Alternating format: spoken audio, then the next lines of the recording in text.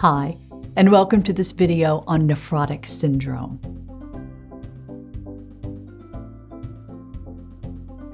The nephron, which comes from the Greek word for kidney, is the functioning unit of the kidney.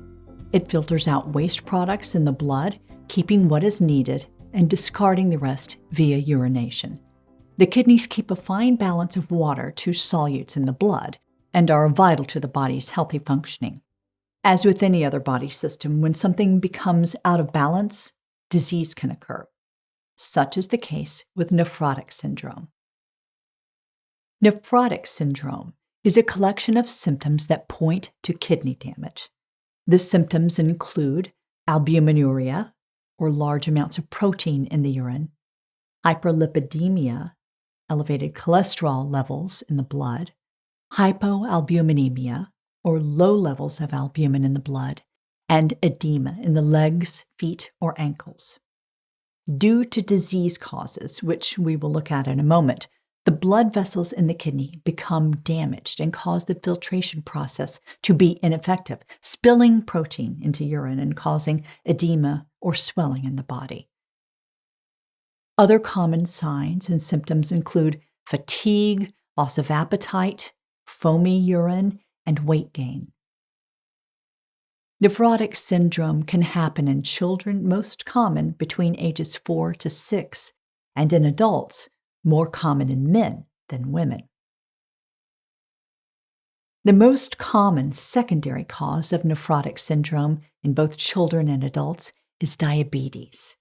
Other systemic diseases that can cause nephrotic syndrome include lupus, HIV, hepatitis B, and hepatitis C.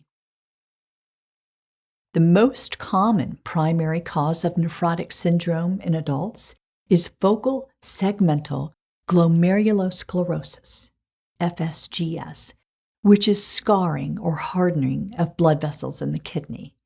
The most common primary cause of nephrotic syndrome in children is minimal change disease, which simply means spilling protein into the urine. Nephrotic syndrome can also be caused by certain medications, like non-steroidal anti-inflammatory drugs and drugs used to fight infection. Due to the swelling caused by nephrotic syndrome, other problems can develop throughout the body, such as blood clots leading to heart attack and stroke. Other complications of nephrotic syndrome include anemia, heart disease, hypertension, hypothyroidism, acute kidney injury, and renal failure. Left untreated, nephrotic syndrome can also lead to the need for dialysis or a kidney transplant due to the damage the kidneys sustain. There's no cure for nephrotic syndrome, but treatments can help with symptoms and prevent further kidney damage. Diuretics help the body get rid of the excess water and edema. Blood pressure medications help with maintenance of a normal blood pressure, since the kidneys help regulate blood pressure. And blood thinners keep the blood from clotting. Corticosteroids may be used to decrease some of the inflammation associated with nephrotic syndrome. And cholesterol-lowering drugs may also be used to help prevent plaques that may form and cause clots. Some lifestyle changes that patients with nephrotic syndrome may be asked to make include lowering the amounts of protein, fat, and salt in their diet, and controlling their blood sugar if diabetes is the cause. Before we go, here is a review question. The most prevalent disorder that can lead to nephrotic syndrome in children and adults is A. Stroke, B. Myocardial infarction, C. Diabetes, or D. Hypertension.